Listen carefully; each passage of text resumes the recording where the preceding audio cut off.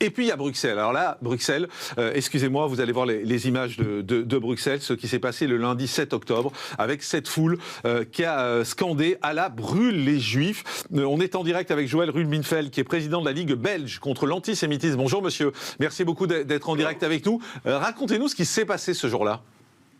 Donc le 7 octobre 2024, il y a eu une manifestation à Bruxelles pour célébrer, je dis bien célébrer, les pogroms du 7 octobre 2023.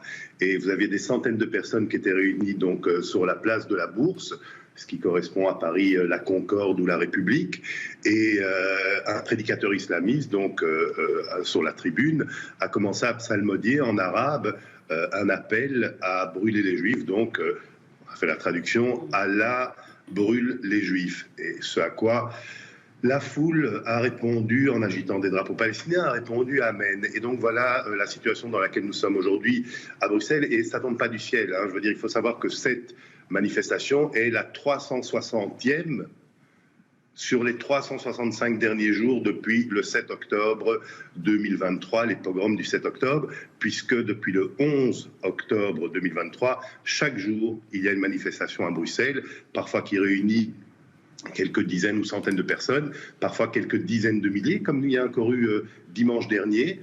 32 000 personnes étaient dans les rues de Bruxelles, et là vous aviez les slogans, donc les appels à l'intifada, c'est-à-dire le terrorisme, l'appel à la destruction d'Israël, des drapeaux, des photos de Yahya Sinwar, donc le chef de l'organisation terroriste Hamas, qui a été éliminé il y a quelques jours de cela. Ils sont venus lui rendre hommage, et puis des étoiles de David qui sont mises en équation avec les croix gammées.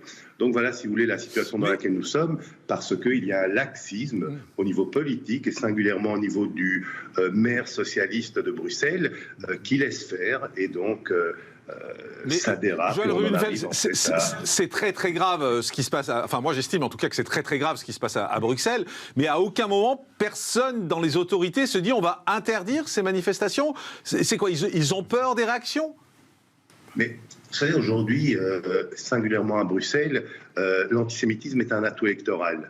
Donc, au niveau des partis de gauche, voire certains de centre ou centre-droit, soit ils ne font rien, soit ils collaborent activement à ce mouvement. Alors, vous avez 2-3 partis en Belgique qui sont opposés à cela. Hein. Donc, le parti, l'équivalent des Républicains dans la Belgique francophone, ou les nationalistes flamands, qui s'érigent contre cette montée de l'antisémitisme.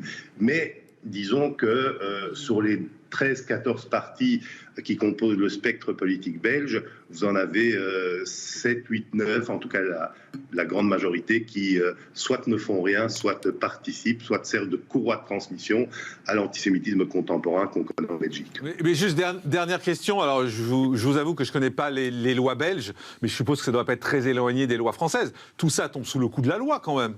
Appel à brûler des Juifs sur une place en plein cœur de Bruxelles, ça tombe sous le coup des lois. Donc même ça ne provoque pas de réaction, d'empêchement d'organiser de nouvelles manifestations?